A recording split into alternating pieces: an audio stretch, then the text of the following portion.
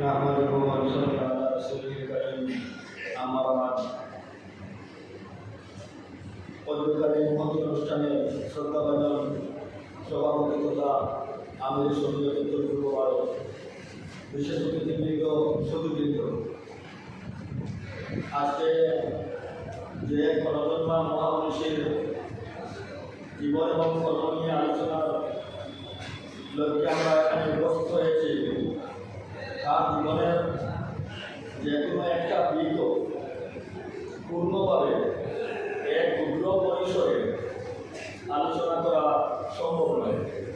তাই আমি আলোচনা দীর্ঘ না করে তার বহুমুখী জীবনের মাত্র কয়েকটি দিক শুধুমাত্র উল্লেখ করেই আমি আমার সময়ের মধ্যে আমার বক্তব্য সমাপ্ত করার চেষ্টা করব ইনশাআল্লাহ। উত্তর পূর্ব ভারতের প্রথম আমির শরীয়ত আব্দুল চৌধুরী রহমতুল্লাহ আলাইহি, তিনি ছিলেন ভারতবর্ষের স্বাধীনতা আন্দোলনের সংগ্রামী নায়ক। সেই আন্দোলনের পরিপ্রেক্ষিতে তিনি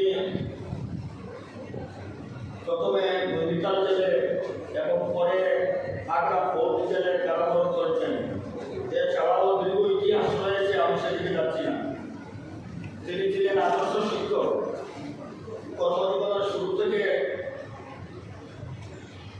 জীবনের শেষ দিন পর্যন্ত পবিত্র কোরআন শরীফ এবং হাদিস শরীফের শিক্ষাদানে তিনি রত ছিলেন। তিনি ছিলেন সৎ, দক্ষ, বিচক্ষণ, যুদ্ধ ও আদর্শ রাজনীতিবিদ।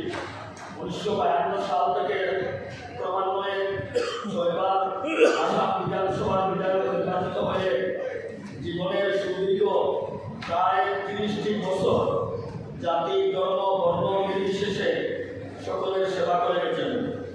তিনি ছিলেন তিনি শিক্ষার অসম্ভব প্রহরী। তিনি শিক্ষার সাথে সাধারণ শিক্ষার সমন্বয়ে যুগোপযোগী যোগ্য আদর্শ আলিম গড়ে তোলার লক্ষ্যে প্রতিষ্ঠা করে গেছেন আল জামিয়াতুল আরবিয়াতুল ইসলামী নামে একটি বিশ্ববিদ্যালয়। তিনি ছিলেন দক্ষ ও সুযোগ্য সংগঠক।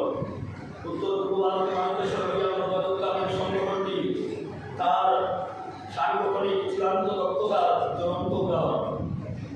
তিনি ছিলেন সুন্নতপ্রেমিক ও সমাজ সংস্কারক। তিনি ছিলেন 14 শতাব্দীর বীর মুজাদ্দিদ।